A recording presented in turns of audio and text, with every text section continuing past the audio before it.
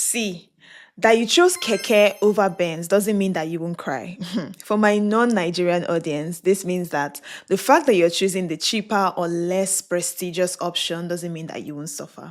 So when I first graduated from university and I was looking for my first job, I remember hearing a lot of people say, God forbid, they didn't want to work in a bank.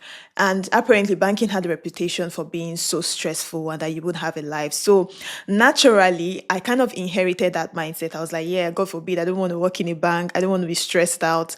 And mind you, I was only 20 years old at the time. So naturally, I didn't apply for all the banking jobs that were available to me at the time. And so my first job happened to be in a very tiny audit firm. And when I say tiny, I mean tiny. We were only two staff.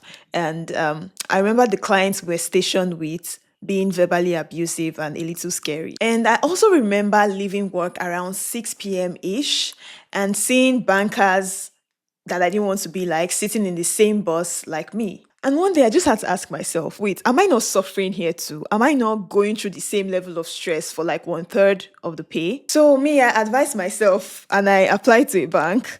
And that was one of the best decisions ever because I tripled my salary at the time. I had better structure to my work and capacity building. And luckily for me, I was in the treasury department. So I didn't have a very stressful life overall. And so here's my point, right? Avoiding one hard thing doesn't necessarily give you an easier life. Sometimes it just gives you a different kind of hard. This is what I mean. The pain of taking that difficult exam studying versus the pain of wondering what could have been if you had taken it. The pain of going to the gym versus the pain of reaping the consequences of never going to the gym. The pain of taking a risk and starting something new versus the pain of staying exactly where you are. So yeah, choose your pain because life has a way of choosing one for you anyway. So you might as well choose the one that moves you forward. This is note 8 from Adulting. Stick around for my next note. Bye.